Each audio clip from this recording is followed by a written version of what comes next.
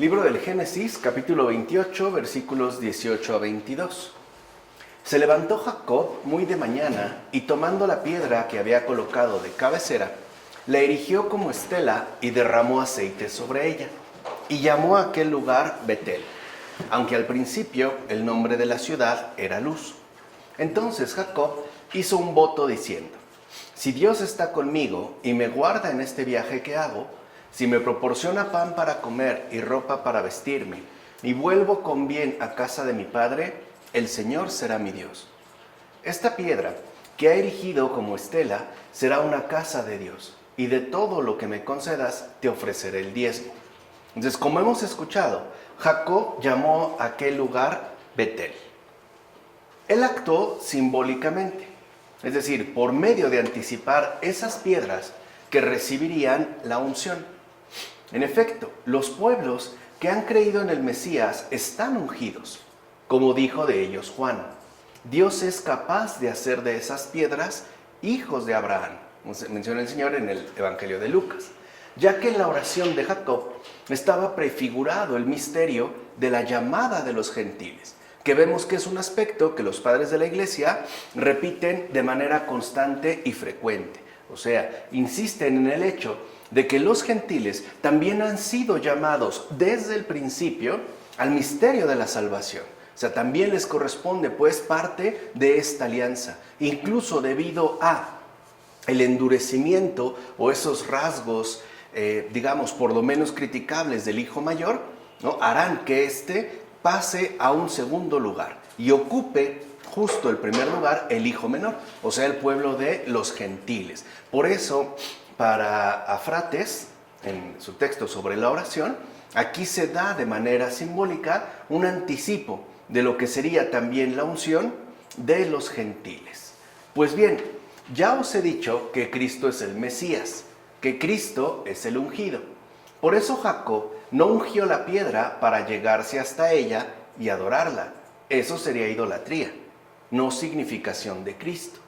Así pues, piedra ungida, pero no para hacer de ella un ídolo. ¿Por qué entonces piedra? Porque he aquí que yo pondré como fundamento de Sión una piedra escogida, piedra angular y preciosa. El que creyere en ella no será confundido. ¿Por qué ungido? Porque Cristo viene de crisma, que significa unción. Entonces aquí vemos tres elementos importantes, como menciona Agustín en este tratado sobre el Evangelio de Juan. Número uno, que la piedra no asume el papel de un ídolo, porque literalmente Jacob no acude a la piedra para darle una unción y entonces asumirla, por ejemplo, como un objeto de reverencia, sino que esto lo hace a partir del voto y a partir del sueño que previamente ya ha tenido. O sea, para Jacob esta piedra no es un objeto, es un símbolo, al cual también él efectivamente le da un papel predominante, a tal grado que de esta piedra, como ya vemos en los evangelios, se va a colocar precisamente el fundamento de la iglesia, ¿no? Cuando el Señor le dice a Simón, ya no te llamará Simón, sino Kefas, es decir, piedra. Y por otro lado, se habla de unción, porque en efecto la palabra Cristo viene de crisma. De hecho, Mesías, la palabra que nosotros pronunciamos como Mesías, su original es hebreo. Y la traducción que se hizo al griego fue Christos. O sea, en hebreo se dice Mesías y en griego Christos, o sea, Cristo. Porque ambas palabras remiten a la unción dada que lo va a identificar precisamente con esta marca del crisma. O sea, en pocas palabras, para el pueblo judío el Mesías era el ungido por Dios. Cuando, insisto, se hizo la traducción del hebreo de esta palabra Mesaya, Mesías, al griego, se tradujo por Christos, porque esta palabra Christos, en efecto, se traduce por el ungido, o bien aquel que ha recibido esta unción, es decir, el portador del crisma. Así pues, la piedra bajo la cabeza de Jacob es el Señor, pues en Él debemos apoyar nuestro reposo e intención, y tanto más, cuanto más tenemos la plena certeza de que sin Él no podemos hacer nada.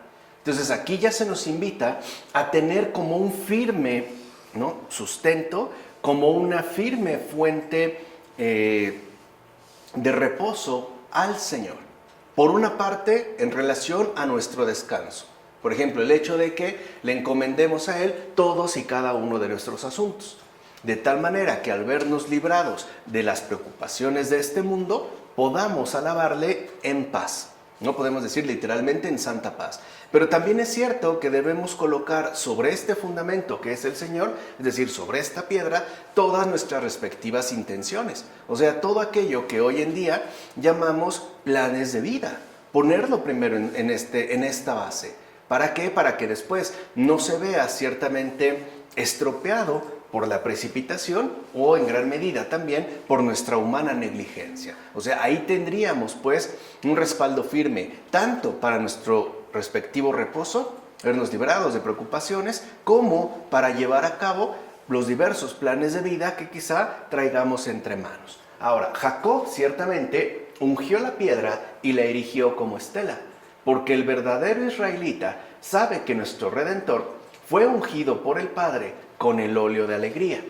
En efecto, en virtud de esa unción, o sea, del crisma, nuestro Redentor recibe el nombre de Cristo. Y el misterio de su encarnación es la estela de nuestra redención. O sea, Jacob simbólicamente refiere a Cristo la unción, y de esta unción, por ser el ungido, es que se elevará una estela. Esta estela es justo su encarnación, que se traducirá en términos de redención. Y con razón, ya que cuando se unge la piedra en la tierra y se erige la estela, el Señor se revela en el cielo, porque es al mismo tiempo porque es el mismo el que ha aparecido en el tiempo, hombre entre los hombres, siendo Dios eterno junto al Padre. Vean cómo este aspecto que aparece en este Padre de la Iglesia será muy relevante, porque otro de los aspectos que los padres destacarán es que el Cristo, es decir, Jesús, el Mesías, no solo es verdadero hombre, sino que también es verdadero Dios.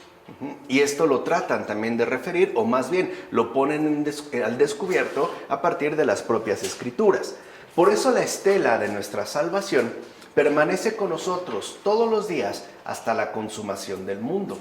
De hecho, nuestro Redentor lleva al cielo el cuerpo que Él ha tomado de la tierra. Y por eso es Él el que llena a la vez con la presencia de la divinidad los cielos y la tierra, como afirma Beda en sus homilías sobre los evangelios. O sea que aquí ya se va anticipando el concilio de Calcedonia al remitirse justamente a ese verdadero Dios y verdadero hombre. O sea, vemos cómo hay adelantos al respecto. O sea que en este caso no hay dificultad alguna en sostener que Dios ascendido al cielo en carne propia, o sea, sin desprenderse de ella, y que con ella permanecerá irrevocablemente, como decía Charles Peguy, ¿no? Dios ha intervenido en la historia de manera irrevocable. O sea, no va a renunciar, pues, jamás, ¿no?, nunca jamás, a la encarnación. Pero a pesar de que por su condición divina también ahora está dado a partir de esta forma humana, también es cierto que se encuentra en tanto divinidad aquí mismo en la tierra, por ejemplo en la Eucaristía, y en todos aquellos que decidan ser colaboradores suyos, o sea, a través pues de sus discípulos que lo manifiestan o lo hacen presente en este mundo. Por último, mira también la gratitud de Jacob, pues al hacer su petición no pidió ostentosamente, sino solo pan y vestido. ¿Ves entonces su actitud piadosa? Es más, todavía no ha recibido nada y ya ha prometido consagrar a Dios el diezmo por todo lo que se le dé. No pases por alto estas palabras. Más bien, imitemos en todo momento a este justo en todo lo que vivimos en la edad de la gracia. Y no reclamemos al Señor nada de este mundo, pues aun cuando nosotros no lo pedimos, Él nos concede lo que necesitamos. Obedezcamos por tanto a quien nos aconseja estas palabras. Buscad primero el reino de Dios y todas las cosas se os darán por añadidura, como dijo el Señor en el Evangelio de Mateo. ¿Acaso no ves cómo nos ha preparado ya lo primero y nos ha prometido dar lo segundo como premio. O sea que lo primero es el reino de los cielos, el reino de Dios. ¿Qué es lo segundo? Todas las cosas que requerimos en esta tierra, que aún sin pedirlas, Dios mismo nos las hace llegar. Es decir, Dios mismo en este caso nos las da. Nos da todo lo que necesitamos. No específicamente todo lo que pedimos, que es una cosa distinta. En particular, porque en gran medida podría decirse que nuestras peticiones suelen ser demasiado ostentosas. O sea, por decirlo en términos un poco más elegantes. Pedimos de todo menos lo esencial. O sea, no partimos de lo esencial, sino que nos vamos ostentosamente a peticiones que en realidad dejan de lado lo esencial. Y por eso es que no son concedidas. Muchas veces también para lo que pedimos no estamos espiritualmente preparados. Y por eso en lugar de consistir en un bien, puede transformarse en un mal. Por eso el Señor nunca va a atentar contra nuestra respectiva salvación. O sea, nunca va a jugar en contra nuestra. Al contrario, busca que todo favorezca nuestra respectiva salvación. Por eso nos da esta indicación el Señor de manera muy clara. Buscad primero el reino de Dios. O sea, nos está diciendo qué va primero. Ahora, esto no significa que entonces busca esto y lo demás a ver cómo le haces. No. Él hace una aseveración. O sea, Él asegura que todas las cosas, fíjense, no dijo solo algunas. No dijo, busca primero el reino de Dios y tu comida, ¿no?, se te hará llegar. No. Tampoco dijo, y la ropa que necesites, ¿no?, o el hogar que requieras. No, dice, todas las cosas. Ahora hay que entender todas las cosas que necesitamos. Porque hoy también esto nos cuesta mucho trabajo entender debido a que vivimos una cultura de la superficialidad. Incluso, digámoslo así, de la acumulación estéril. En todos los ámbitos. O sea, ya no nos atenemos a lo esencial. O peor aún, ya ni siquiera comenzamos por lo primero. Nos vamos a lo segundo, a lo tercero, a lo cuarto y dejamos de lado lo principal. Por ejemplo, a veces estamos empeñados, no sé, en hacer un gran viaje antes de arreglar los asuntos familiares que nos corresponden. O a veces estamos pensando, no sé, adquirir tal o cual cosa antes de corregir aquella pasión que está haciendo estragos no solo en mi persona, sino en aquellas personas con las cuales de una u otra manera tengo cercanía. Por eso es tan fundamental que nosotros no perdamos de vista siempre lo que va primero, buscar el reino de Dios, con todas sus exigencias y en toda su amplitud. Y ya lo segundo, es decir, todas las cosas que necesitemos ya está asegurado. O sea, eso ya está prometido, incluso como un premio. Por tanto, queridos hermanos, no invirtamos el orden debido. ¿Qué es lo que solemos hacer? No invirtamos el orden debido. En efecto, no cambiemos el orden del debido proceder. Busquemos, por tanto, lo primero, según nos ha pedido Él, para que podamos disfrutar lo uno y lo otro. O sea, tanto lo celestial como lo debidamente terrenal, de acuerdo al orden del debido proceder. O sea, uno de los grandes fallos que tenemos en el mundo contemporáneo es justamente este desordenado proceder. Y esto se puede ver hasta en ejemplos bien concretos. Anteriormente, y no hace tantos años, las relaciones sexuales, por ejemplo, se supone que daban inicio a partir del matrimonio. Y eso, ¿no?, apuntaba a que esta unión sexual iba a ir creciendo en fidelidad, en profundidad, a lo largo de toda la vida. Hoy en día sucede justo lo contrario. O sea, ya no se ha respetado el orden debido. Hoy suele suceder, y no es nada infrecuente, que las relaciones sexuales comiencen antes del matrimonio. Y si se llega a dar cosa poco probable, pero bueno, si se llega a dar, entonces ya no quieren relaciones sexuales. Ahí sí ya no. Lo que primero que uno se debería de preguntar es, ¿qué pasó? O sea, ¿por qué ahora, cuando sí, no? Y cuando no, sí. Es porque hemos atentado contra el debido proceder. Bueno, así llegamos ya al capítulo 29, versículos 1 a 14. Después Jacob reanudó el camino y fue al país de los orientales. Divisó un pozo en el campo y junto a él 3 rebaños de ovejas esteando allí, pues los rebaños abrevaban en aquel pozo. Una piedra grande tapaba el brocal.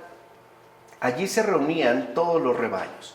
Quitaban entonces la piedra del brocal y daban de beber a las ovejas, volviendo a colocar después la piedra en su sitio sobre el brocal del pozo. Jacob dijo a los pastores: hermanos, ¿de dónde sois? Le respondieron: somos de Harán. Les preguntó: ¿conocéis a Labán, hijo de Nahor? Le contestaron: sí, le conocemos. Les preguntó: ¿está bien? Le dijeron: está bien, mira, ahí llega su hija Raquel con las ovejas. Él les dijo: aún queda mucho día y no es hora de recoger el ganado. Abrevad las ovejas e id a apacentarlas. Le contestaron: no podemos hasta que se hayan reunido todos los rebaños y quiten la piedra del brocal del pozo.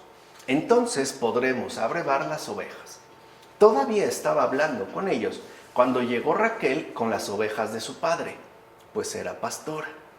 Al ver Jacob a Raquel, hija de su tío Labán, y las ovejas de su tío Labán, se acercó, retiró la piedra del brocal del pozo y abrevó las ovejas de Labán, su tío.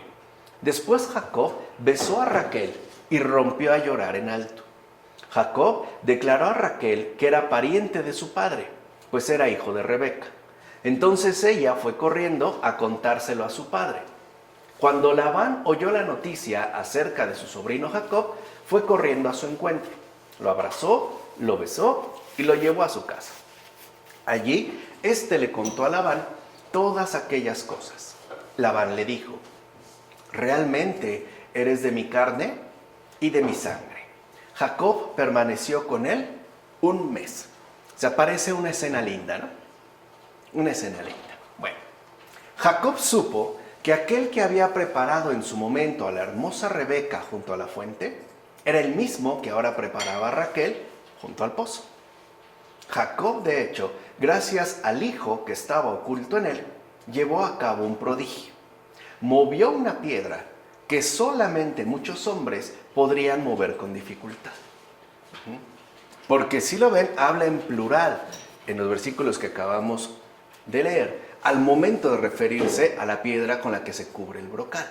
O sea, eso significa que tenían que intervenir varias personas para poder remover esta piedra. No obstante, Jacob lo hace solo. Y no quiere decir que se trate explícitamente de una cuestión sobrehumana.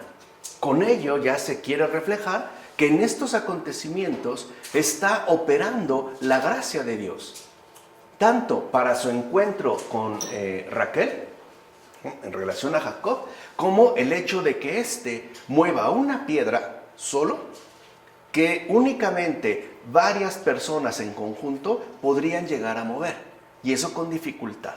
O sea, de entrada, en este detalle que puede parecer irrelevante, se nos deja en claro cómo Dios está obrando, o mejor dicho, está presente en todo lo que acontece. Así pues, Raquel es interpretada como rebaño de Dios. Pero uno podría añadir a esta interpretación la de ser símbolo de la iglesia, y con mucha razón, entre los gentiles.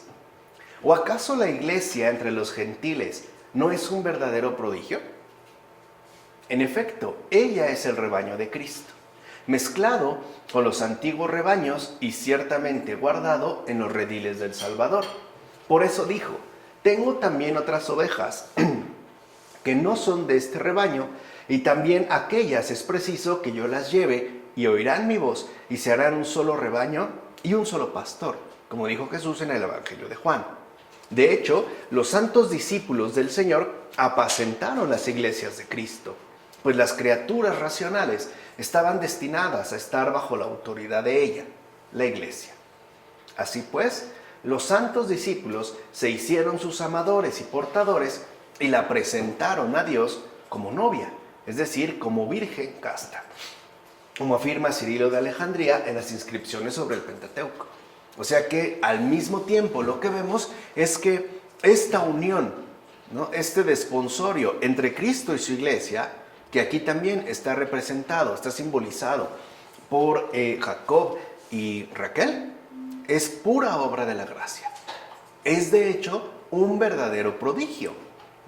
Es más, si alguno conoce a un converso, sabrá perfectamente de qué estamos hablando. O sea, no se trata de algo meramente humano que ocurrió de tal y cual manera. Uno reconoce que ahí se ha realizado un prodigio. Es decir, que Dios ha intervenido de una manera patente y clara. O sea que aquí también ya se está haciendo referencia a esta esposa del Señor que llegará a ser justamente la iglesia. Por eso no olviden este gesto de que de inmediato Jacob besa a Raquel. Es decir, anunciando ya su inmenso amor. En todo caso, Jacob era tipo e imagen del Señor, nuestro Salvador. En efecto, Jacob marchó a una tierra lejana para elegir esposa, con lo cual se prefiguraba que Cristo habría de venir al mundo para unirse con la iglesia. O sea, también el Señor, ¿no?, se fue a una tierra lejana, es decir, bajó del cielo a este mundo. Raquel, como vio Jacob, venía con las ovejas de su padre, lo cual contiene una significación especial. En efecto, ¿no son también ovejas del Padre los pueblos gentiles? O sea, aquí no era pastora Raquel, lleva también las ovejas del Padre. En este caso, los gentiles, los no judíos. Por eso Jacob besó a Raquel, ya que con ello mostró su profundo amor por esta pastora que es la iglesia. O sea, los gentiles también son ovejas del Padre. Y por ende, también son amadas por Dios. Ahora bien, fíjate en lo siguiente. Lo primero que hizo Jacob fue ir a brevar el rebaño de Raquel y luego la besó. ¿Por qué? Porque si el pueblo cristiano no se purifica antes de todo mal con el agua del bautismo, no puede tener el beso de Cristo. ¿O acaso Jacob no pudo besar a Raquel antes de ir a dar de beber al rebaño? Claro que pudo, pero aquí se contiene un misterio. La iglesia, por la gracia del bautismo, tiene que liberarse primero de toda iniquidad o discordia para tener paz con Dios. No afirma Cesario de Arles en el sermón. O sea que aquí también las propias escrituras nos ponen en claro el debido proceder. Primero hay que estar limpios. Primero hay que ir a lavarse a las aguas. Ya sabemos que se habla en este caso de las aguas del bautismo. Para ahora sí, estar en condiciones de recibir la paz con Dios. El beso de la paz. Antiguamente era muy común que se hablara del ósculo de la paz, es decir, el beso de la paz. Muchas veces, para establecer la paz, se daba mediante un gesto muy particular, un beso. Así pues, nosotros primero debemos limpiarnos o quitar toda iniquidad o toda discordia que llevemos con nosotros antes de presentarnos ante el esposo, ante aquel que en efecto nos ha estado esperando desde siempre. Aquí estaría pues entonces el proceder. Y esto también ocurre en nuestra vida pues más ordinaria. Por ejemplo, si tienes una invitación a un festejo o a un evento o a una fiesta muy especial, por lo menos intentas arreglarte mínimamente. O sea, ninguno de nosotros se va completamente sucio. No está en condiciones. Lo mismo nosotros. Primero debemos estar en condiciones para a continuación gozar de esta paz con Dios. Así llegamos a los versículos 15 a 30 de este capítulo 29. Entonces Labán dijo a Jacob: ¿acaso por ser pariente mío me vas a servir de balde? Dime cuál va a ser tu paga. Tenía Labán 2 hijas. La mayor se llamaba Lía y la pequeña Raquel. Lía era de ojos tristes. Raquel, en cambio, tenía buena presencia y era muy bella. Jacob amaba a Raquel y propuso a Labán: te serviré 7 años a cambio de Raquel, tu hija menor. Contestó Labán: mejor te la doy a ti que a cualquier otro extraño. Quédate conmigo. Jacob sirvió a Labán durante 7 años, que le parecieron unos cuantos días de tanto que la amaba. Entonces dijo Jacob a Labán: dame a mi mujer, puesto que se ha cumplido el plazo y quiero vivir con ella. Labán reunió a todos los hombres del lugar y dio un banquete. Por la noche tomó a su hija Lía y la llevó a Jacob, quien se unió a ella.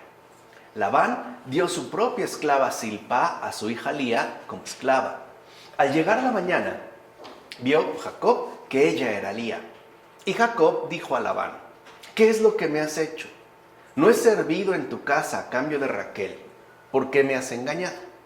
Respondió Labán: no es costumbre entre nosotros dar la menor antes que la mayor. Termina esta semana y te daremos también a la otra a cambio del servicio que prestes en mi casa durante otros 7 años más. Así lo hizo Jacob y terminó aquella semana. Entonces Labán le entregó a su hija Raquel por esposa y además dio su propia esclava Bilhá a su hija Raquel como esclava. Jacob vivió también con Raquel y amaba a Raquel más que a Lía. Sirvió en casa de Labán todavía otros 7 años. Considera lo siguiente: cuando alguien es ayudado por la mano de lo alto, todo le sucede favorablemente, aunque al principio no se note. En efecto, Jacob trabajó de buena gana con Labán y se contentaba con recibir su alimento cotidiano. ¿Se acuerdan esa piedad que ya había manifestado en su petición? ¿Qué es lo único que había pedido? Comida y vestido. Ya lo recibió. Y aparte lo hace de buena gana. Así pues, Jacob mostró con ello tener una gran humildad, como afirma Juan Crisóstomo en las homilías sobre el Génesis, que es, ya lo hemos repetido en varias ocasiones, la cualidad, la virtud más importante de todas. Porque cuando no hay humildad, todo se hace pesado, todo se vuelve insoportable, todo se transforma en algo inaguantable. Además, considera también en este caso la superioridad de la inteligencia de Jacob. Para empezar, no alberga deseo alguno de aumentar su dinero. O sea, no está pensando en términos económicos. No está pensando en un mero enriquecimiento material. En efecto, lejos de altercar con Labán a la manera de un asalariado, no, porque tampoco es más, etcétera, etcétera, Jacob más bien recordó los consejos de su madre y las directrices de su padre, lo cual le llevó a mostrar una mansedumbre extraordinaria. Aquí están los mansos de corazón. Los mansos de corazón son aquellos que no resuelven sus asuntos según los criterios de este mundo, sino aquellos que acuden siempre a los consejos de su madre y a las directrices de su padre. ¿Quién es su madre? ¿Quién es la madre de los mansos de corazón? La iglesia. Y la iglesia, si algo nos aporta, en efecto, son consejos. ¿Quién es nuestro Padre? Pues el Padre Celestial. Y Él que nos brinda directrices. Por eso es que tenemos ya la conjunción de lo femenino y de lo masculino en la vida cristiana. No solo destaca el Padre, figura masculina, también está, y de manera inseparable, la madre, la iglesia, que también está, digamos, de manera mucho más palpable, pues en la Madre de Dios, en la Virgen María. Esos son los mansos de corazón. Aquellos, repito, que no resuelven sus asuntos según los criterios mundanos, y mucho menos según los criterios conflictivos de cuestiones monetarias. O sea, no según pues el interés monetario que haya o el ingreso de dinero en el que se esté pensando. Lo hacen, repito, los mansos de corazón, siguiendo los consejos de su madre, la iglesia, la Virgen María, y las directrices de su Padre, el Padre Celestial, el propio Jesús. Todas las directrices que nos ha dado, porque ya lo sabemos bien, Él y el Padre son uno. Observa también la sensatez de Jacob. Se fija el tiempo establecido y así, por medio de este periodo de años, proporciona una prueba adecuada de su propia continencia. O sea que Jacob no estaba ávido de lujuria, no tenía esta pasión, Ni siquiera, digamos, su objetivo era acostarse lo antes posible con Raquel. O sea, no era una mera atracción sexual. ¿Por qué te sorprendes entonces cuando escuchas que Jacob promete trabajar 7 años por la muchacha que ama en verdad? Y esto también es opuesto a la celeridad con la que hoy en día vivimos, que a su vez es efecto, ¿no?, del desorden que hemos puesto en referencia a nuestro respectivo proceder. O sea, él no le urge, pues, tener relaciones sexuales con Raquel. Lo que le urge es amar a Raquel. Y ahí se ve la continencia. Mira bien que el amor redujo tanto el trabajo como el periodo de tiempo. Y es que cuando alguien es herido por el amor, lejos de ver cualquier problema y aún con peligros y grandes dificultades, aguanta todo fácilmente al tener presente solo una cosa, el objeto de su deseo, como afirma Juan Crisóstomo. Ahora, como el deseo, en cuanto tal, suele perder su poderío cuando obtiene el objeto o al recibir lo que se desea, y entonces se despierta pues un nuevo deseo por alguna otra cosa. Aquí lo que vemos es que estos 7 años reflejan que el verdadero deseo de Jacob no era un deseo meramente mundano. Por ejemplo, estar sexualmente con Raquel. Su deseo era un deseo realmente celestial, cumplir los consejos de su madre y las directrices de su padre. En pocas palabras, lo que estaba realmente aquí en juego en el deseo de Jacob no es algo temporal, es la eternidad misma. Es eso lo que alimenta su deseo.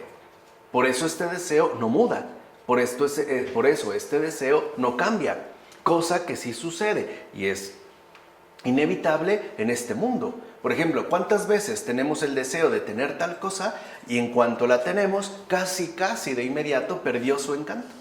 Y entonces ahora lo que queremos es otra cosa diferente. Por eso somos tan afectos a las novedades, ¿no? Por eso ya queremos tener incluso un teléfono celular que aún no aparece siquiera. No sé, el iPhone 12, 13, 14 o el 15, ¿no? O ya soñamos con irnos de vacaciones a Marte, o cosas por el estilo. Pero esto es parte de la mundanidad. O sea, esto es parte, pues, de esa insatisfacción permanente de los deseos, cosa que no sucede cuando está de por medio la eternidad. Ahora bien, no te escandalices al oír que Jacob tomó como esposa a la mayor en lugar de a la más joven, ni juzgues los hechos con parámetros actuales.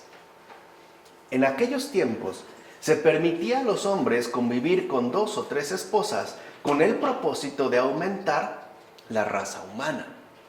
Ahora, por el contrario, como por la gracia de Dios la raza humana se ha extendido en un número inmenso, la práctica de la virtud también ha aumentado. Y eso es algo que a veces descuidamos. O sea, ¿en qué condiciones particulares es que nos encontramos y en qué medida también se ha dado o no el incremento de la virtud? Aquí lo que afirma este padre de la iglesia es que antiguamente aumenta la población, pero también aumenta la virtud, cosa que hoy no ha ocurrido. Hoy sabemos que hay una inmensa población que no es equitativa con, el desnivel cada vez más marcado en relación a la virtud. Por eso no es casual que un economista como Malthus desarrolle una teoría donde diga que lo mejor que puede ocurrir para el sistema económico es que la población disminuya. ¿Por qué se nos hace tan fácil, por ejemplo, afirmar que estaría bien, o que ya somos demasiados, o que ya no alcanzan los recursos, y entonces nos volvemos más o menos malthusianos en nuestros respectivos posicionamientos? Bueno, porque estos seres humanos son muchos, pero carecen también de muchas virtudes. No sé si me explico. O sea, si realmente los seres humanos hubiésemos crecido en igual medida en virtud, nadie se atrevería a proponer que se aniquile a uno de estos, que es por lo regular lo que vemos en una persona humana hoy en día. Pues una seria acumulación de vicios, de desórdenes, de degradación, de inhumanidad. Bueno, falta la virtud, pues entonces ¿para qué se quiere en este mundo? O sea, también hay un trasfondo ahí que nosotros debemos de tener en cuenta. Claro, es muy fácil decir que la teoría malthusiana, que muchos la atribuyen, ¿no?, a planes oscuros en este momento, sobre todo, por ejemplo, vinculados con la pandemia, pues tiene que ver con meros intereses económicos. Sí y no. Sí, en el sentido de que sí tiene que ver con cuestiones económicas. Y no, porque no es un asunto meramente económico. O sea, hay una cuestión antropológica de fondo. Por eso dimos en la filosofía católica un apartado dedicado exclusivamente a la antropológica. O sea, para darnos cuenta cómo un ser humano será despreciado en la medida en la que carezca de virtudes. Por el contrario, si este ser humano ostenta una riqueza de virtud, será justamente reconocido como una presencia necesaria, y no solo necesaria, incluso también valiosa. O sea, lo que quiero que se entienda, pues, es que la teoría económica de un Malthus, por ejemplo, puede ser criticable, pero también tiene una base. La base es la carencia de virtud en el ser humano contemporáneo. Pareciera, pues, que sin virtud el ser humano pierde todo su valor. ¿Se entiende? Por eso estos son los criterios que nosotros también debemos de tener en cuenta, al menos como católicos, bueno, como seres humanos. O sea, debemos de tener una capacidad de profundización mayor y no suponer que solo se trata, por ejemplo, de criterios meramente económicos. Algo hay de eso, ¿no? Está hablando un economista, pero tampoco es que esté hablando un estúpido. Podemos estar, más bien, podemos no estar de acuerdo con él, pero también hay que tratar de preguntarse ¿por qué ha afirmado algo así? Aquí ya tenemos la respuesta. ¿Se entiende? Justo en lo que acabamos de mencionar. Bueno, mira, Cristo con su venida sembró las semillas de la virtud entre los seres humanos y los convirtió en ángeles.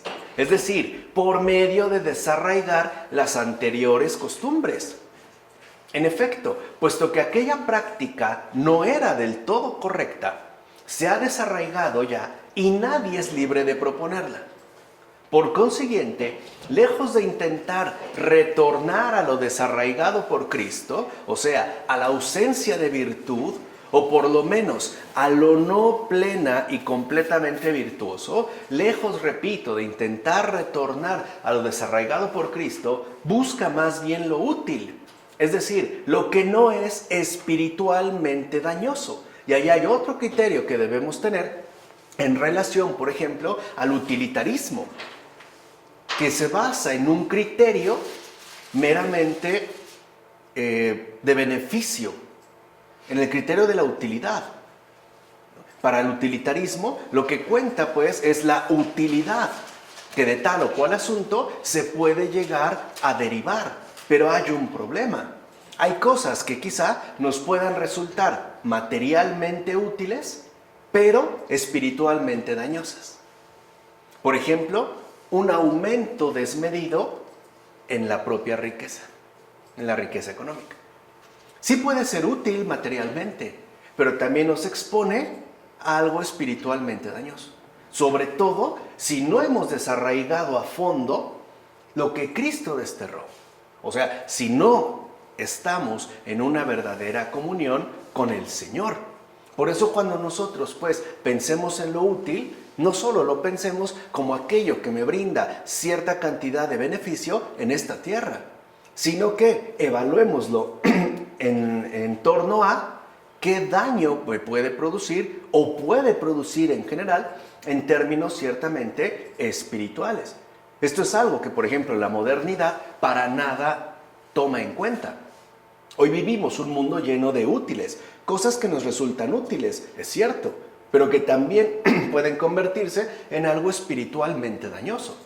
Piensen, por ejemplo, en el uso de los dispositivos tecnológicos. Son muy útiles, claro. Nos permiten, ¿no?, tener comunicación a larga distancia, incluso en el llamado tiempo real, pero también pueden ser espiritualmente dañosos. En el sentido de que nos pueden invitar, por ejemplo, a mantener un distanciamiento con respecto al contacto real con otros seres humanos. Dicho de otra manera, en lugar de ir a visitar a mis abuelos, pues mejor les mando un mensaje de texto. O si ya me quiero ver muy espléndido, a lo mejor realizo una videollamada. Pero ya no realizo ningún tipo de esfuerzo. ahí se ve cómo, aunque algo pueda ser útil, no necesariamente será igualmente espiritualmente benéfico. En efecto, si algo nos hace bien, aun cuando no sea la práctica general, adoptémoslo. Por ejemplo, nos hace bien decir la verdad. Siempre hace bien decir la verdad. El que ha mentido y después ha dicho la verdad, sabe perfectamente bien lo que experimentó. Alivio, tranquilidad, renovación, incluso hasta buen humor. Literalmente, ¿no? Cuando uno reconoce la verdad después de haber mentido, se quita un peso de encima. Y esto es algo extraordinario. Hoy, por ejemplo, repito, decir la verdad nos hace bien, pero no es ya la práctica general. Ahora, que no sea la práctica general o que estemos convencidos de que todo el mundo miente, no significa entonces que no debamos adoptarlo, recobrarlo. Pero si es dañoso, aun cuando sea la práctica general, evitémoslo y rechacémoslo. Aquí hay otro criterio muy claro que nos brinda el gran Juan Crisóstomo en sus homilías sobre el Génesis. Hoy, al revés, la práctica general parece ser mentir y engañar. Bueno, no porque esté generalizado, también tiene que ser asumido en nuestra propia persona. En todo caso, lo menos que podemos hacer es evitarlo. Pero no bastaría con evitarlo, porque evitarlo es también exponerse, ¿no?, a entrar a formar parte de esta práctica generalizada. Más bien tendríamos que tener la valentía, por lo menos de corazón, para rechazarlo. Por eso yo una vez les dije, creo que el gran desafío en el mundo contemporáneo, al menos como creyentes, no es cambiar el mundo, es que el mundo no nos cambia a nosotros. Y ese es un combate tremendo, que te puede llegar a producir incluso una especie de agotamiento perpetuo. O sea, el rechazar las prácticas generalizadas justamente porque son dañosas. A veces es más fácil ceder y dejarse llevar por la corriente.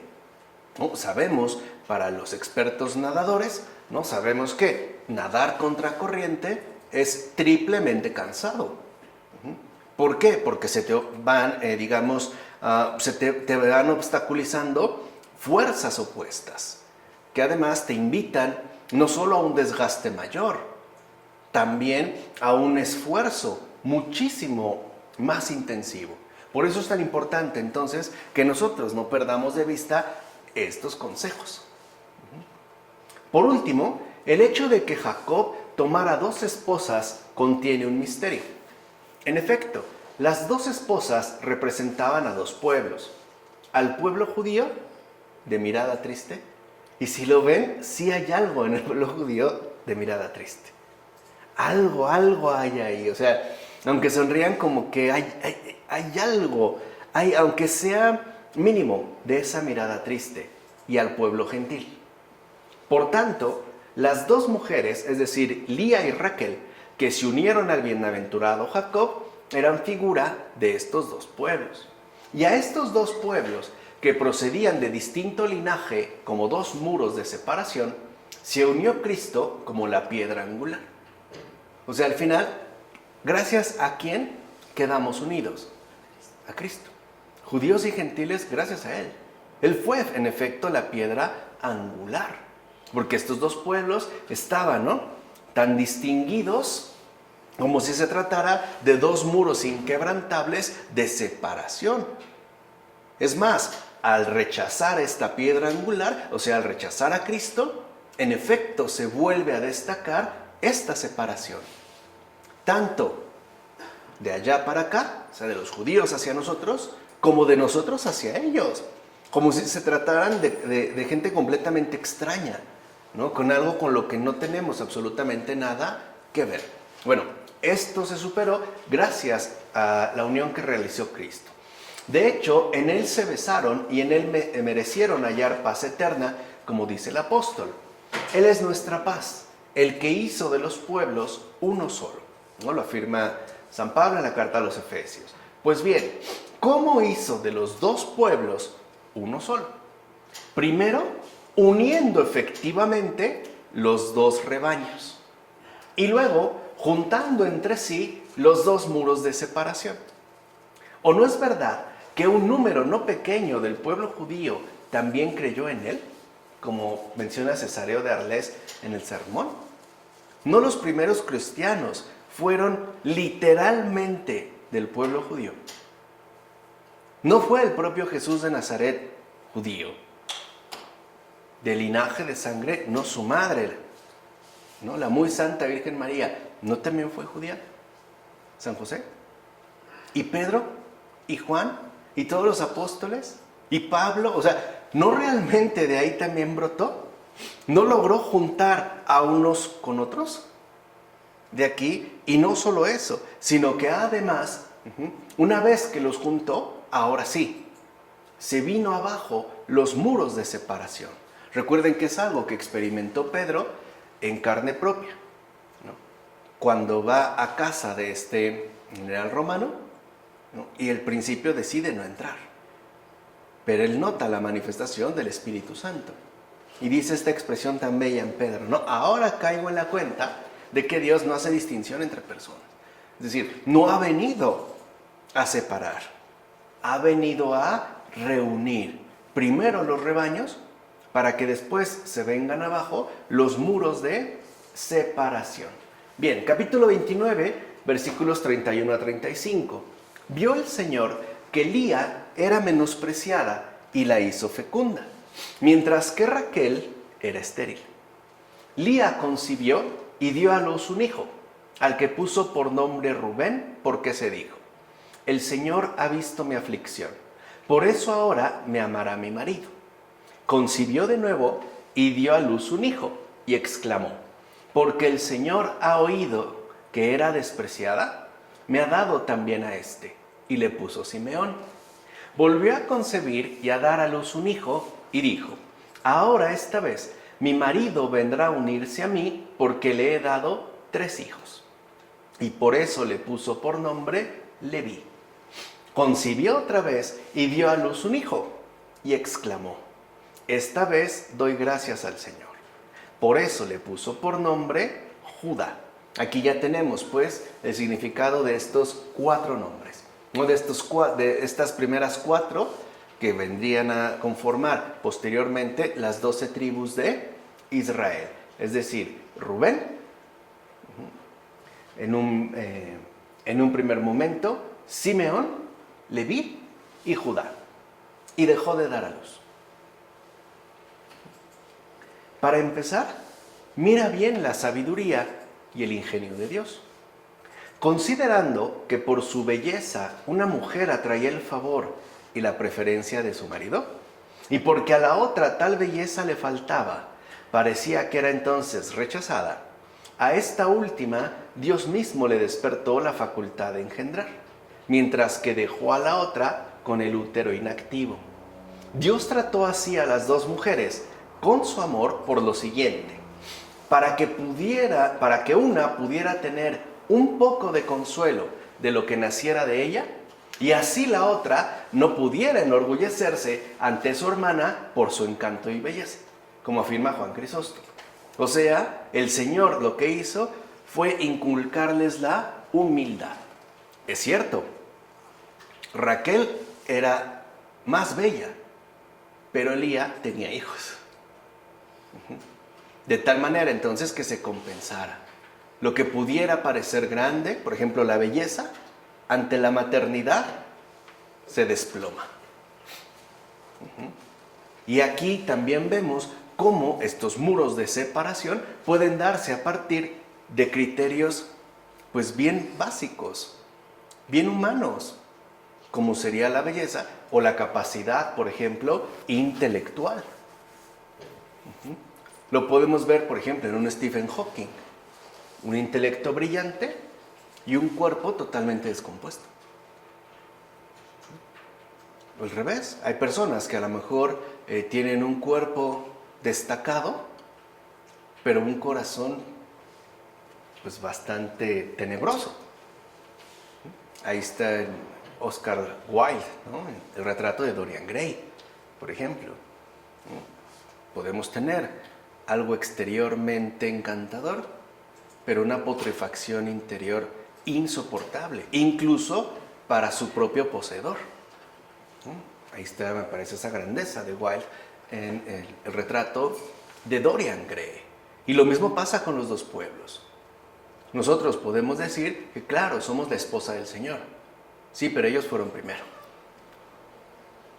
¿Se acuerdan también en el Génesis cuando hablamos de la relación hombre-mujer? El hombre fue primero, pero la mujer es mejor, porque es una ayuda adecuada. No se trata de competir, se trata de reconocerse. No se trata de tratar de imponer o rebajar. Se trata de entender este sabio proceder de Dios. Por último, destaquemos lo siguiente. Rubén fue el primogénito de los hermanos que fueron engendrados después de él. En todos estos se manifestaba un claro parecido, es decir, una cierta semejanza con el primogénito que ciertamente atestiguaba el parentesco. Hoy en día, ¿cómo le llamamos a esta cierta semejanza? Parecido de familia. Rubén es el primero. Así pues, no se podía ignorar la fraternidad testimoniada por la semejanza. Vean, esto es muy importante, esto de la fraternidad testimoniada por la semejanza. Por tanto, si nosotros, por la misma regeneración del agua y del Espíritu, hemos sido hechos hermanos del Señor, el cual se ha convertido por nuestra causa en primogénito entre muchos hermanos, como afirma Pablo en la carta a los Romanos, asimismo mostraremos nuestro parentesco con aquel que se revistió de la forma de nuestra humana vida. ¿Y cuáles son los rasgos de su forma que nos enseña la Escritura? Para empezar, que él no cometió pecado, ni se encontró engaño en su boca, como afirma en la primera carta el apóstol Pedro. En consecuencia, si queremos mostrarnos hermanos de aquel que nos ha guiado a un nuevo nacimiento, será la inocencia de vida la que dará testimonio de nuestro parentesco con él, ya que ninguna mancha nos apartará de la unión de vida en la pureza. O sea que hoy también hay mucho de razón cuando se nos acusa a los católicos de mal testimonio, porque en realidad mal testimonio significa no manifestar la semejanza fraternal de parentesco con el mayor, en este caso con Cristo. O sea, podemos decir que nos decimos cristianos, pero en realidad no lo somos. Nuestra vida no logra testimoniar de manera concreta, clara, contundente el parentesco que se nos ha sido concedido. Y eso que se trata de un parentesco para nada irrelevante. Somos hijos de Dios. Por eso el presbítero Juan, ¿no?, en su carta dirá, no solo te llamas hijo de Dios, lo eres. O sea, tómate en serio lo que se te ha concedido. Porque no lo olviden, cuando nosotros no procedemos con rectitud en nuestra vida, el que al final la lleva es Dios. El que termina siendo señalado, repudiado, criticado, insultado, es Él. Por eso nuestra responsabilidad, para empezar, humana, es muy grande. Pero nuestra responsabilidad de humanidad cristiana es inmensa. Porque se supone que el cristiano es aquel que manifiesta con mayor contundencia el parentesco filial, el ser pues hermano del Señor y por ende también hijo de Dios. Por eso no debemos de tomarnos a la ligera, llamarnos o no cristianos. No debemos pues tomarnos a la ligera, el sacramento del bautismo. No es un mero procedimiento ritualista, ¿no? Y mucho menos es la ocasión para comer tamales y atole, bueno, al menos en México, que es lo común. Ni para hacer una fiesta. No es lo primero. ¿Se acuerdan lo que dijimos hace un momento en relación a no perder de vista el orden debido del proceder? Saber qué va primero y qué va después.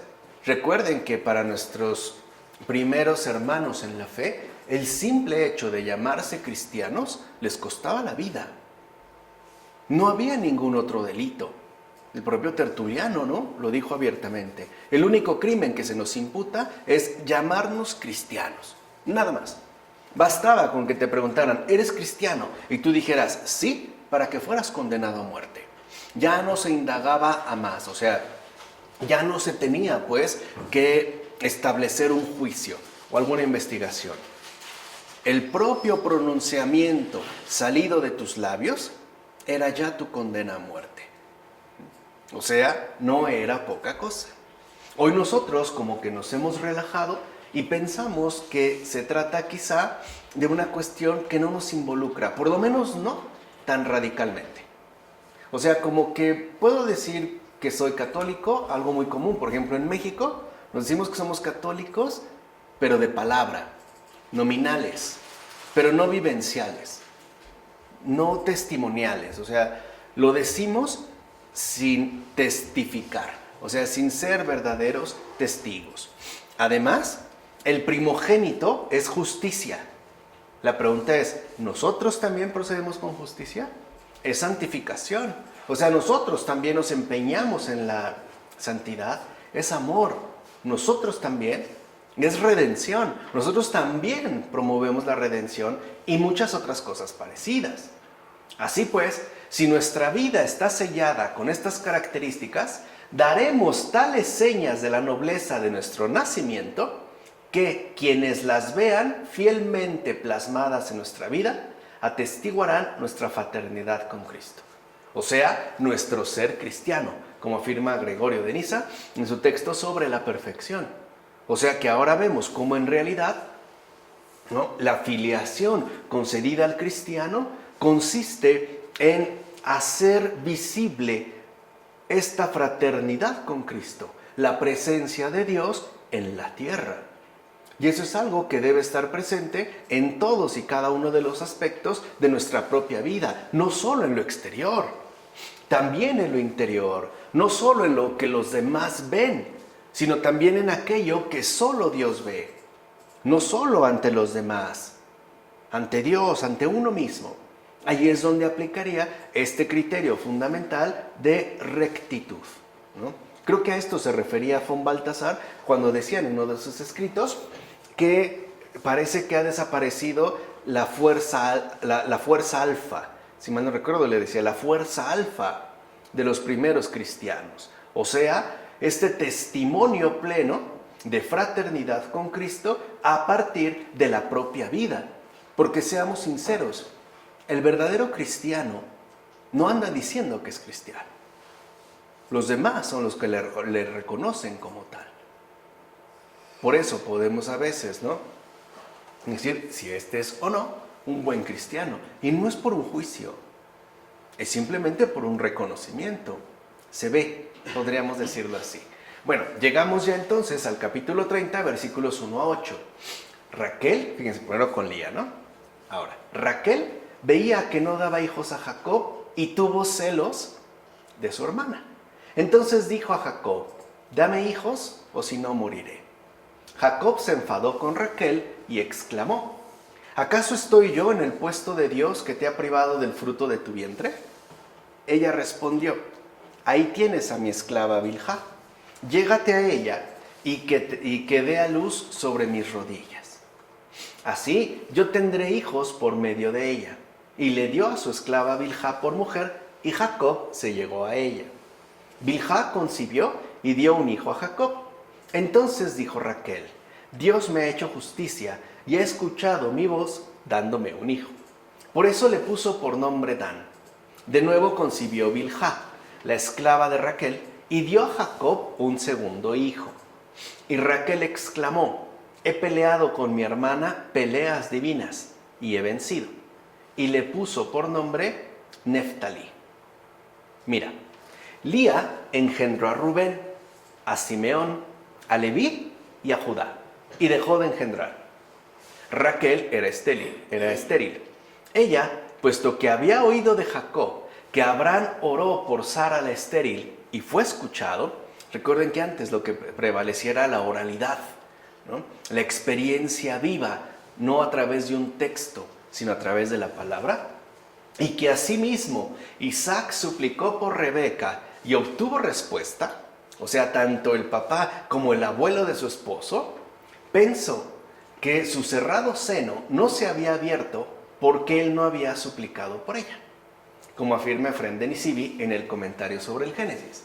Y esto también es muy importante, porque a veces pensamos, por ejemplo, que si no somos plenamente felices es porque el otro no ha hecho lo suficiente, o porque el otro no ha puesto el empeño debido para alcanzar aquello que estoy anhelando.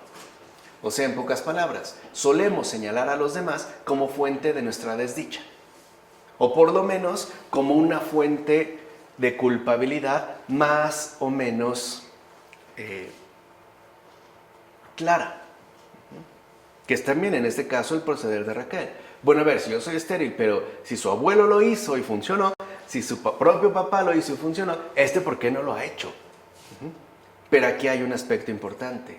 No solo se trata de exigir a los demás, se trata de que nos demos cuenta que al final, humanamente hablando, no nos corresponde a nosotros realizar estos prodigios. Eso es obra del Señor, que es justo lo que le da a entender Jacob en su respuesta, ¿no? Por su parte, Jacob le indica que no puede pasar por alto al Señor y lanzar reproches contra él, que es lo que ahorita habíamos comentado. A veces se nos hace muy fácil pasar por alto al Señor, ¿no? Y entonces le echamos la culpa a los demás. ¿Por qué no mejor le reclama directamente a él? Eso es algo importante. ¿Por qué no mejor le reclama directamente a él? No a la sociedad, al sistema, a tal cosa, a mi abuelo. No, a ver, ¿por qué no le reclamas directamente a él? ¿Por qué no te vas con él? No lo pases por alto, así sea para reclamar. Vas a reclamar, adelante, pero reclámale a él y con sinceridad. Peléate, pero peléate con él. Blasfema, pero blasfema ante él. No te lo saltes. Dice Jacob, no me exijas lo que soy incapaz de realizar. No me pidas algo sobre lo que no tengo poder alguno. Si estuviera en mis manos, haría eso por ti, pero no puedo resolver tu problema. Así pues, encárate con quien te infligió la esterilidad y asimismo tiene el poder de remediarla. ¿No es esto sensatez por parte de Jacob? Es decir, ¿no también se requiere sensatez? Repito, ¿cuántas veces no pedimos, exigimos a los demás o a alguien en particular que nos dé aquello que de entrada es incapaz de realizar? Por ejemplo, la felicidad plena del corazón. ¿Cuántas veces queremos que otro humano haga aquello sobre lo cual no puede hacer absolutamente nada? ¿Cuántas veces, en pocas palabras, esperamos que sean los demás seres humanos los que resuelvan nuestros problemas? ¿Cuántas veces, pues, solo esperamos la ayuda de aquí abajo? No, ahí lo que tenemos que hacer, y eso es parte también de la sensatez de la fe, pues es encarar a Dios, literalmente, o sea, cara a cara. Exponerle las cosas tal y como son, tal y como las siento. Y esperar, a su vez, la respuesta que Él tiene que darme. Porque si Él me ha concedido hablarle, ¿por qué le voy a negar el escucharle? ¿Se entiende? Tiene que ser un diálogo, pues es una cuestión viva. Ok, me deja hablar. Bueno, pero ahora también dejemos de hablar a Él. Abramos también el corazón y el oído para recibir la respuesta que nos tenga preparada. Ahí es cuando vemos la sensatez. En efecto, aunque Raquel le provocó con sus palabras, o sea, la expresión de Raquel pareciera generar una provocación, Jacob le contesta con gran sabiduría y de hecho la instruye puntualmente en todo y le enseña incluso responsabilidad. O sea, a ver. No me estés a mí echando la culpa. Esto no es el modo recto de proceder. O sea, también Jacob instruye por medio de la sabiduría a Raquel. Y todo esto para que no siguiera ignorando a Dios. Ese es el primer punto. y por ende exigiendo de otro lo que solo él puede proporcionarle, como afirma Juan Crisóstomo en sus homilías sobre el Génesis. Y en efecto es así. Una persona que ignora a Dios querrá que los demás satisfagan todos y cada uno de sus anhelos del corazón. En pocas palabras, le pedimos a un ser humano que sea como Dios, que obre como Dios, lo cual ya deja al descubierto que en efecto nosotros necesitamos de Dios. Todo corazón humano le busca a Él, le necesita a Él.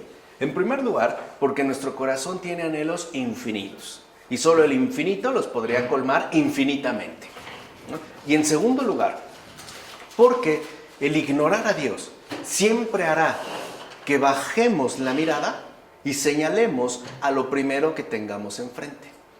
Por ejemplo, ¿cuántas veces no estamos convencidos de que es tal o cual persona la que me hizo muy infeliz en mi vida? Porque ya no tenemos levantada la mirada hacia el cielo, sino hacia el que tengo, ¿no?, al alcance. Llegamos pues a los versículos 9 a 24 de este capítulo 30. Al ver Lía que había dejado de dar a luz, tomó a su esclava Zilpa y se la dio por mujer a Jacob. Parece como una especie de competencia extraña, ¿no? Zilpa, la esclava de Lía, dio un hijo a Jacob y Lía exclamó: ¡qué buena suerte! Y le puso por nombre Gad. Todavía Zilpa, la esclava de Lía, dio un segundo hijo a Jacob y Lía dijo: ¡qué feliz soy! Pues me felicitarán las mujeres. Y le puso por nombre Aser. En los días de la siega del trigo, Rubén salió al campo, encontró unas mandrágoras y se las llevó a su madre Lía. Entonces le dijo Raquel a Lía: por favor, dame de las mandrágoras de tu hijo. Esta le contestó: ¿no te basta con haberte llevado a mi marido para que te lleves también las mandrágoras de mi hijo?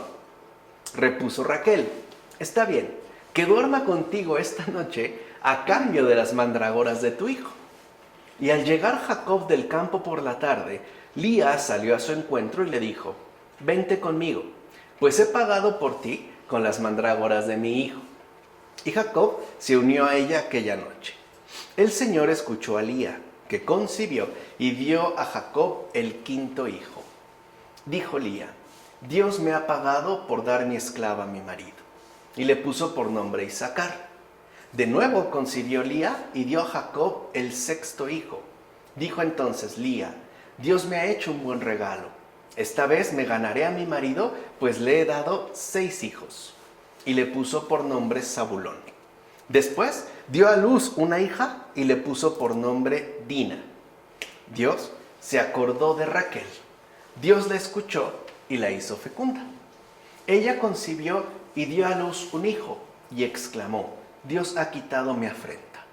Y le puso por nombre José, diciendo: que el Señor me añada otro hijo. Fíjense, es claro que Lía crece y parece estar favorecida por una gran fecundidad, ¿no? Está como que se notan las expresiones. Ahora sí, ya le di 6 hijos, me van a felicitar las mujeres y qué suerte la mía, ¿no? Va incluso ganando confianza, fíjense, poco a poco, y piensa que Jacob va a ser solamente para ella. Y esto es algo que también sucede en el alma creyente. Cuando un alma se ve muy favorecida por Dios, también como que va ganando en confianza. Y piensa entonces que es el preferido, el que tiene muy buena suerte, el muy amado, y empieza a mirar hasta con cierto menosprecio a los que no gozan de tales beneficios. Eso también es muy común. Incluso hasta la persona que le va bien, por ejemplo, económicamente en esta tierra, gana confianza. Y piensa entonces, ¿no?, que ha sido resultado de su gran esfuerzo y trabajo. Y empieza a mirar a los demás con cierto repudio, hasta con una cierta mirada insolente. Bueno, por allá valía. Pero Dios se acordó de Raquel. Es decir, para Él nada pasa desapercibido. Nada. O sea, no creamos que porque a alguien visiblemente le va bien, el otro está siendo ignorado por Dios. No, para Él nada pasa desapercibido. A veces el sufriente, el verdadero sufriente, es el que menos se queja. Es el que menos dice. Es incluso, podemos decirlo así, el que casi no habla. Pero para Dios nada pasa percibido. Él sabe muy bien, muy bien, lo que ocurre en cada corazón humano. Por ejemplo, las secretas aflicciones que se suelen padecer ocultamente. Yo a veces me pregunto, ¿cuántas lágrimas no han sido derramadas en secreto en tantas y tantas noches? Y nadie se ha enterado. Nadie. Solo Dios. Nadie. A veces ni el esposo ni la esposa. Ni ellos. Pero Dios sí. Dijimos, nada pasa desapercibido. Si nos damos cuenta, la Escritura no menciona que Raquel haya dicho algo. Pero sí afirma que Dios la escuchó y la hizo fecunda. Es decir, no escuchamos aquí que Raquel le haya pedido a Dios. No. Dios le responde, aun cuando ella no pida, porque dijimos, Él nos va a dar todo lo que necesitemos. ¿Qué fue entonces lo que escuchó? O sea, si no, la Escritura no dice en ningún momento que Raquel le suplicó al Señor, le pidió, mira cómo sufro.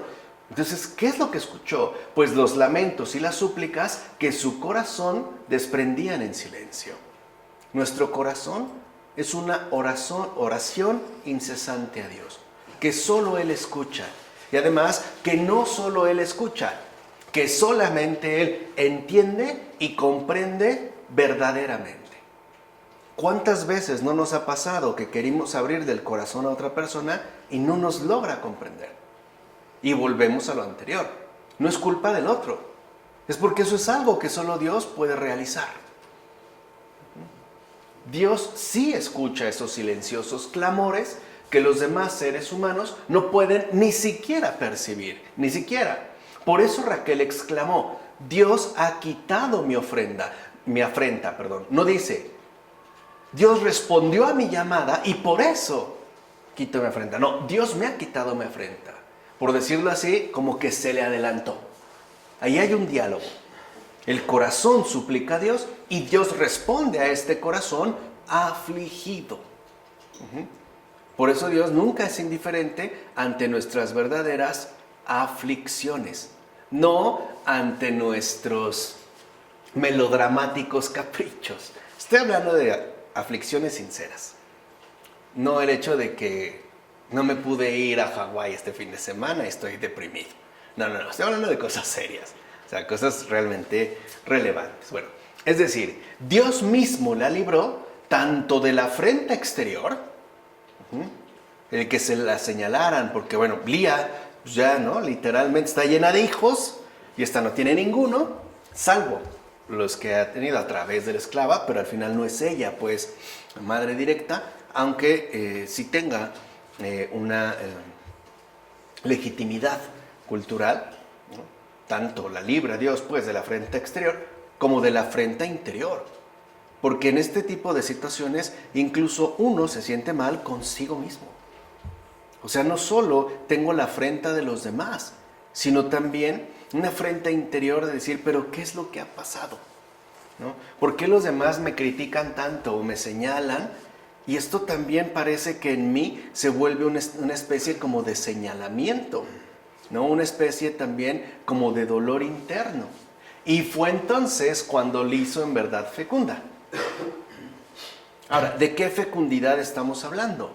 Porque se dice que entonces Dios ahí sí la hizo fecunda, o sea, rica en gratitud, rica en reconocimiento de la bondad divina y por ende rica también en sincera alabanza. Ahí está la fecundidad.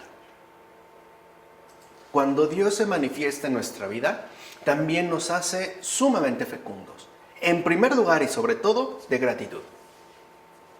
Por eso yo una vez les dije, la verdadera adoración es un corazón verdaderamente agradecido. Porque esta gratitud se desborda al reconocer que Dios ha escuchado mi aflicción, me ha librado de la afrenta, es decir, me ha escuchado. No he pasado desapercibido, desapercibida para Él. Siempre pues me ha tenido presente. Y esto sorprende de manera extraordinaria. El corazón pues desborda en gratitud. En segundo lugar, en reconocimiento de la bondad divina. O sea, también somos fecundos en reconocer pues que Dios es bueno, que Dios ha sido bueno, que Dios se ha dirigido a mí y ha tenido un gesto de ternura. Puede parecer una nimiedad, pero por ejemplo, alguien que estuviera enfermo del estómago, no lo ha dicho a nadie, y alguien llegara y le diera una bebida que requería, por ejemplo. O sea, ese tipo de detallitos, ¿no? Se ve pues esta bondad. Y de ahí finalmente, en la gratitud, pasamos al reconocimiento de la bondad. ¿Qué sigue a continuación? La sincera alabanza. Ahí está la adoración. Ahí está pues el culto debido a Dios. Raquel, en efecto, a diferencia de Lía, no destaca el mismo hecho de la maternidad. O sea, para Lía lo que contaba pues era lo visible, la cantidad de hijos. Ella misma lo dice. Ahora sí, Jacob estará conmigo por todos los hijos que le he dado. 6. Más los del esclavo. No recuerdo, o sea, pero bueno, digamos, en línea directa, nada más 6. Y así entonces parece quedarse en esta línea. Raquel, por el contrario, no destaca la maternidad, porque al final se trataba de ¿qué?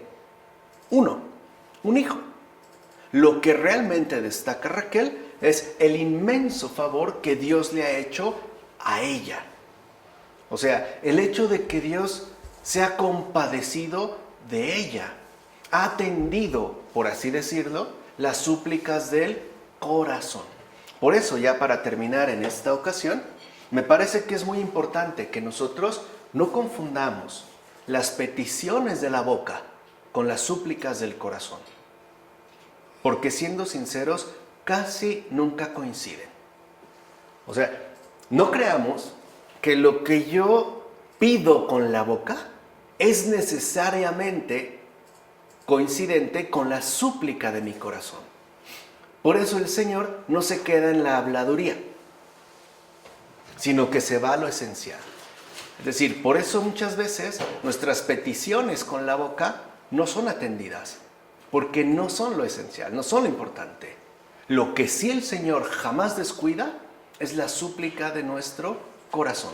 Por eso, repito, ya para terminar, es muy importante que nosotros, por lo menos, tratemos de cuestionarnos si las peticiones que salen de mi boca realmente corresponden con las súplicas de mi corazón o no. Y por supuesto, suplicarle al Señor que nos dé su respectiva luz. ¿De acuerdo? Vamos a dejarla hasta aquí. En nombre del Padre, del Hijo, del Espíritu Santo. Amén.